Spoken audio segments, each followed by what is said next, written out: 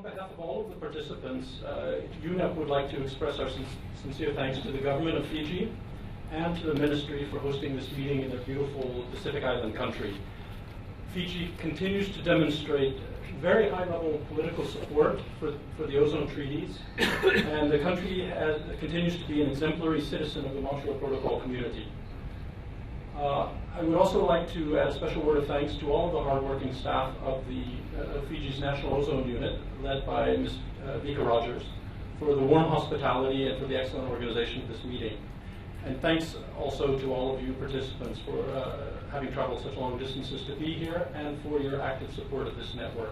This is the time really to reflect what exactly has been achieved, what lessons have we learned.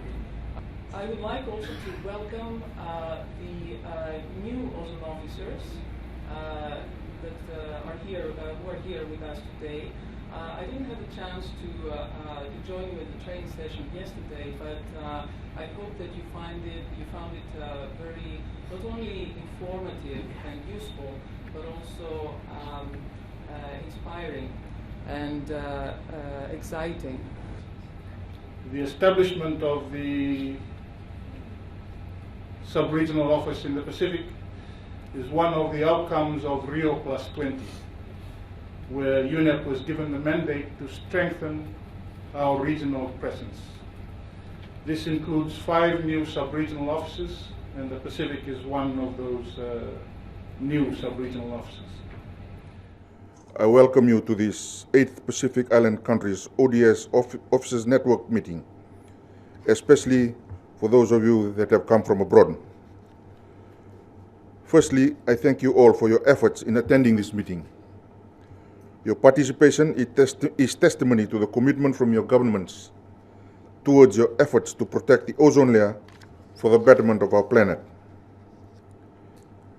Ladies and gentlemen, it must be noted that this is a significant meeting, as the outcomes of your deliberations will pave the way for the region and Pacific Island countries to strengthen our pursuit towards protecting our environment, improving energy efficiency, mitigating the impacts of climate change, sustaining our economies, and addressing the health and safety of our people. I take this opportunity to commend the works of the Montreal Protocol that has enabled the effective phase-out of ozone-depleting substances, simultaneously addressing the eradication of several billion tons of carbon dioxide equivalent that also contributes to global warming. Ladies and gentlemen, just take a moment and think back how our forefathers preserved food and ways of cooling themselves in the hot and humid season without refrigeration and air conditioning units. Salting, drying, smoking have been the primitive ways in terms of food preservation. However, due to changing times and technologies, one of the greatest engineering achievements of the 20th century was the development of air conditioning and refrigeration.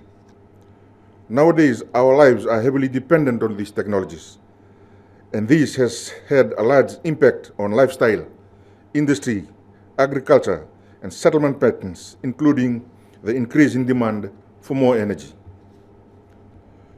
The introduction of new alternatives that will address ozone depletion and global warming at a global level is an important mitigative step in minimizing the rate of depletion of the ozone layer and the impacts of climate change, especially for Pacific Island countries, who are most vulnerable to the impacts of climate change.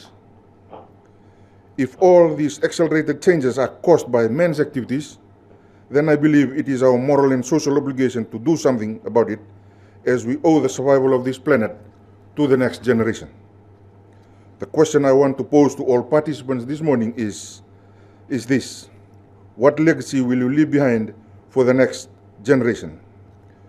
This should linger in you as you deliberate in the next few days.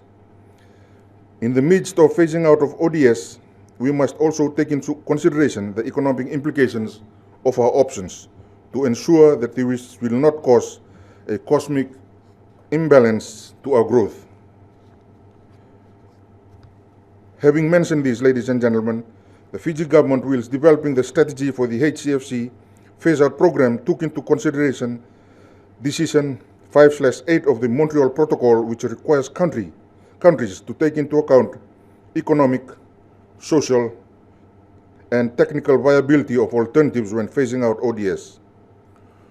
On the same note, I am pleased to inform the Forum that we are in compliance with the Executive Committee Decision 73/60 that requires Fiji to adopt the new HCFC baseline from 1st January 2015. These decisions to me are of great importance to my country. Further to this, our Prime Minister earlier this year launched Fiji's Green Growth Framework, which focuses on ensuring economic growth path that uses natural resources in a more sustainable manner. The region has detected a few fake products coming into the market disguised as an ODS product. It would have caused a drastic and negative impact on our economies had it not been detected earlier. Ladies and gentlemen, it is quite clear, therefore, that your roles are of significant importance, not only in the protection of the environment, but also ensuring that, 1, the right advice are given to your respective country leaders in order to avoid such drastic negative impacts on our economies, and 2, the effective delivery of training at the country level to strengthen your advisory and enforcement capacities. Your task, therefore, in the next few days is to reflect on current implementations in your countries and consider ways for improvement. It is also important to note that national hydrochlorofluorocarbon phase-out plans or policies must be consistent and complement government policies, specifically those that relate to the protection of our environment and our borders. I hope that the next 3 days will build onto the remarkable accomplishments achieved under the Montreal Protocol, and that all participants will enjoy their stay here in Fiji and all that it has to offer. In closing, I would like to thank the organizers and participants for making this meeting possible here this week. And with those words, it gives me great pleasure to declare this meeting open. Vinaka Vakalevu, thank you and wish you all fruitful deliberations in this meeting. Vinaka.